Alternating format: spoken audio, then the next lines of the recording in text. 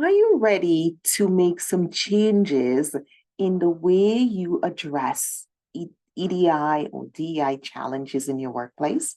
One of the things that I have been doing lately is helping organizations to deal with conflicts and challenges that came up due to diversity issues. You see, all of us are diverse. All of us have different perspectives. All of us have different, but when it comes to things like gender diversity, racial diversity, we come to think about sexual diversity and orientation and all of those issues. That's when it becomes really big. That's when it becomes a challenge for most of us in the workplace. That's when it becomes, um, well, uh, I don't have those same beliefs. I don't agree with those beliefs. It's not about what you agree with. The workplace is not your territory. It belongs to everyone at work. And so your colleagues may have their own preferences, and that's okay. They may have different lifestyle. They may be born from a certain ancestry.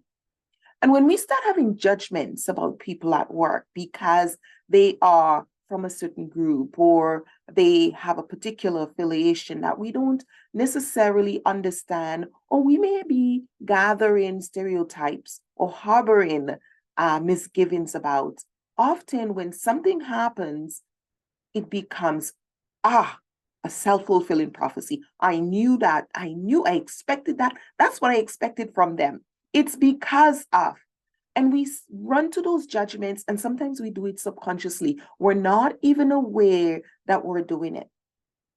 This is why we end up with so many DEI conflicts.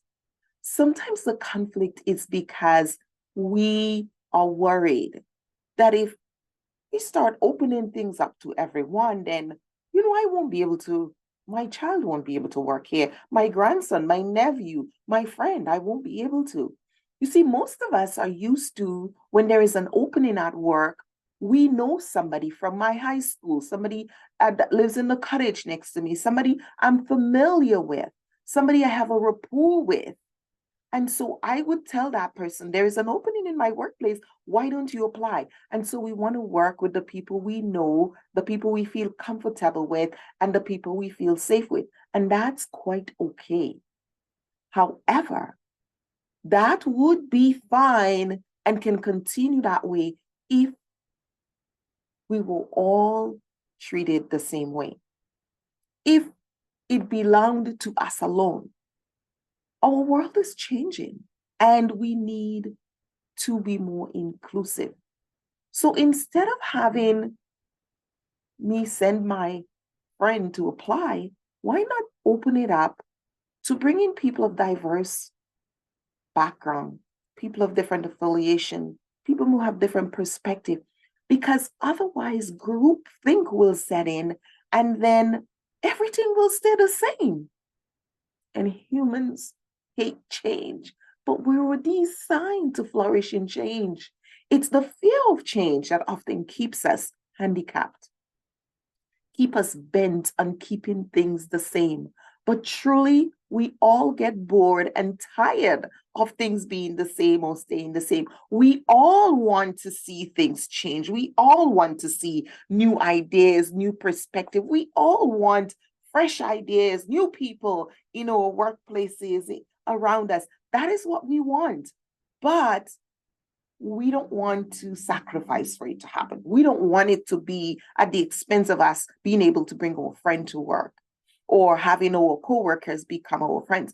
And this is why we end up with these kinds of challenges. So when we talk about DEI conflict, what we're looking at for DEI conflict resolution is how to look at these challenges, how to take these conflict situations and find the opportunities to be more innovative, to be more creative, to expand our thinking, to shift our mindset. So we can go from where we are to where we need to go, which is growth, and expand our values, our sense of belief, understand the world, learn more about others. The world is such a big place. There's so many different cultures and values and different expectations and different ideas and different ways of life. And every time I travel to a new continent or a new country and I experience something new, I'm like, oh, what a blessing. And to have that in your workplace, to think that I am the only one who knew how to do something, it doesn't make me feel that great. What if I get hit by the bus on my way home? I'm taking that knowledge with me. We want to be able to be in a world where we can share knowledge, share experiences, and learn from each other. And that's what the workplace is becoming.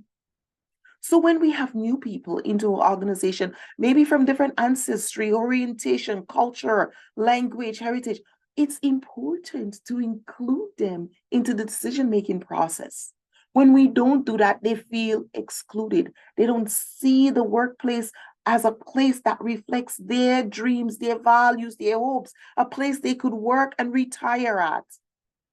And this is what we want to change when we talk about decoding DEI conflicts. We're going in to pull out and unravel those fears and say, you know what, this is what I'm really scared of.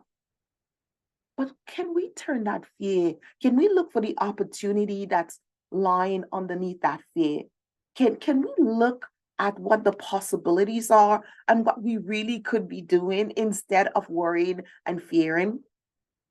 So we're looking at ways to transform negative DEI conflicts into innovation and change, into an opportunity to expand our thinking, to be more creative, to gain new ideas, new perspectives, get more input from diverse perspectives on our decision making, our processes, our protocols, so we become a beautiful blend of ideas and possibilities, so we can be successful, so we can truly be innovative, and we can make bigger, more important changes in this world, because we are a diverse world.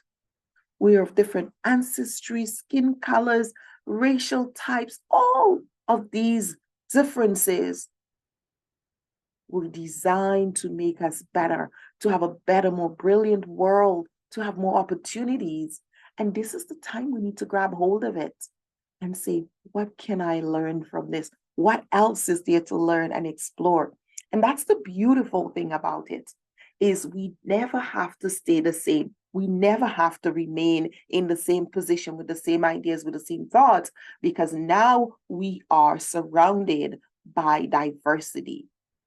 And DEI conflict creates opportunity to resolve and to address those DEI challenges and conflicts so we can live a bigger, better, bolder life. My name is Joyce Edison, and I am so excited that you are interested in our DEI conflict, decoding conflict course and program, and would love to hear more from you and help you to participate in our upcoming program as you get to learn more about the nuances of DEI conflict and decoding that DEI conflict to add more richness to our workplaces. Joyce Edison, interpersonalwellness.com. I will see you on another call. Bye now.